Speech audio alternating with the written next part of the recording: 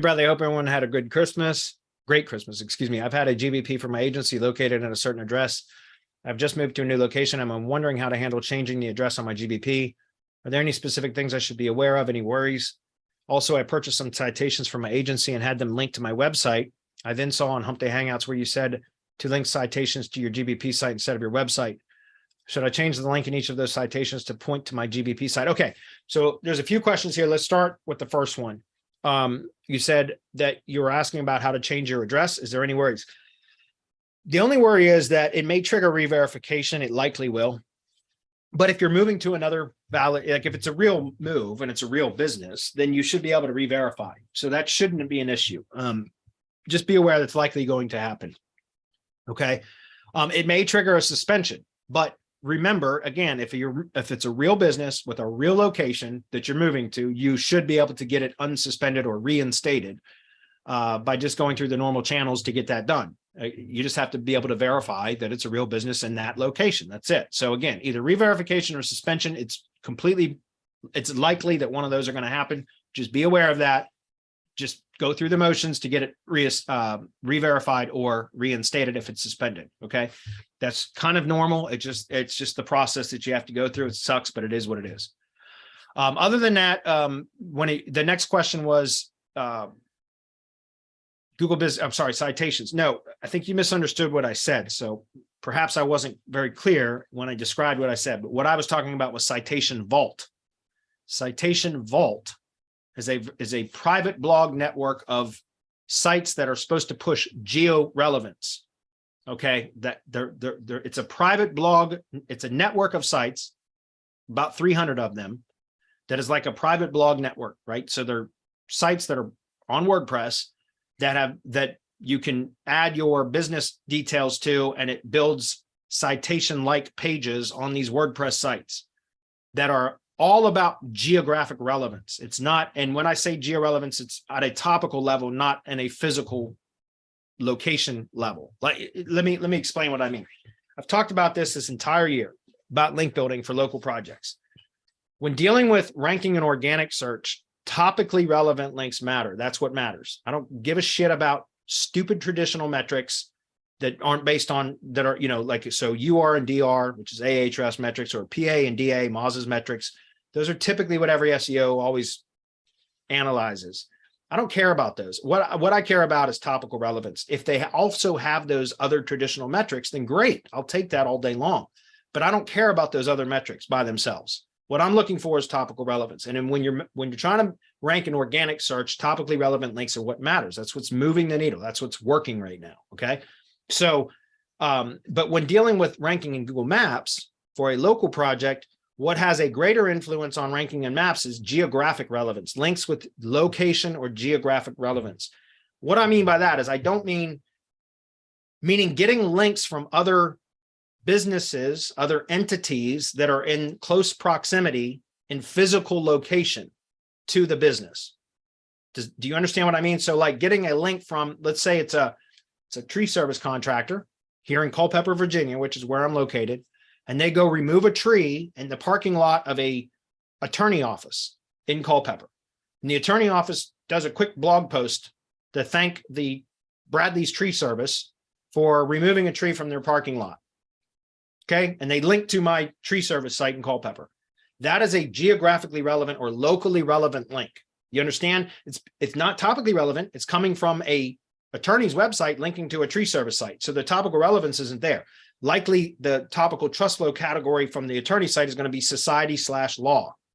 And it's going to be linking to a tree service site, which is likely going to be business, construction and maintenance, topical category, or business, agriculture and forestry, or home/gardening. One of those three or all three, combination of the three.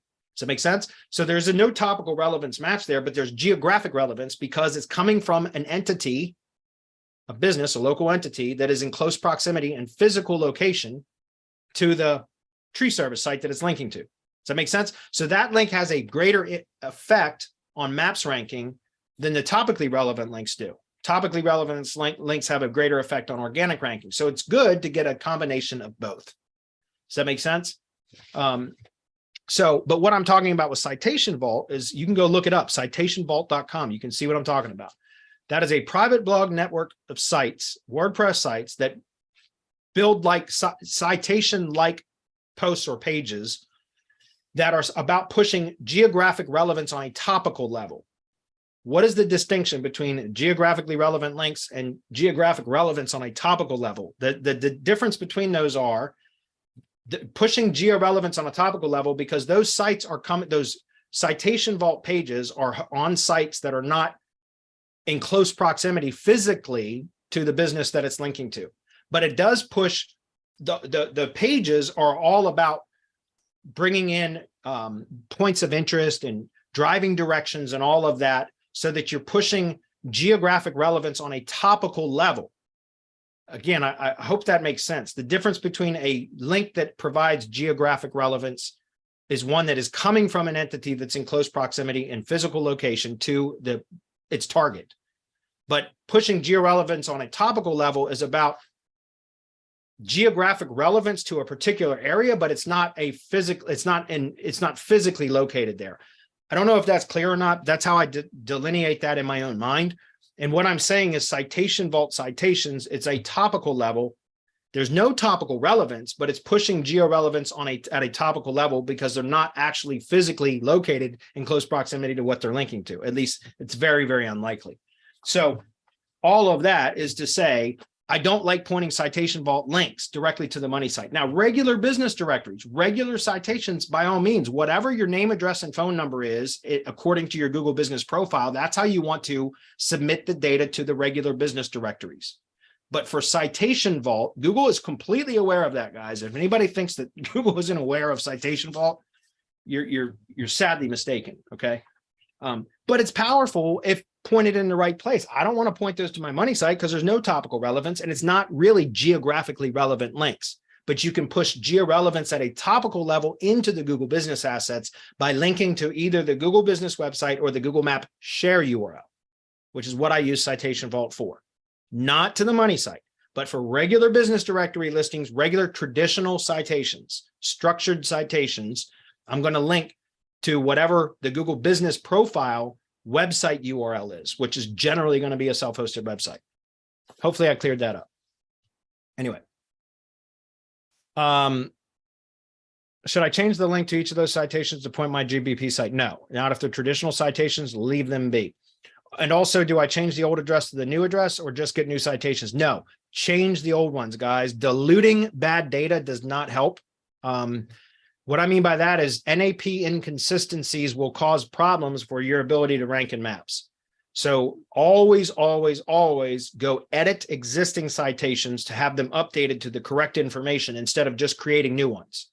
Because if you create new ones, now you're causing ambiguation, right? You're ambiguating the local entity because Google now has different pieces of data out there on the web and it's saying, okay, which is correct?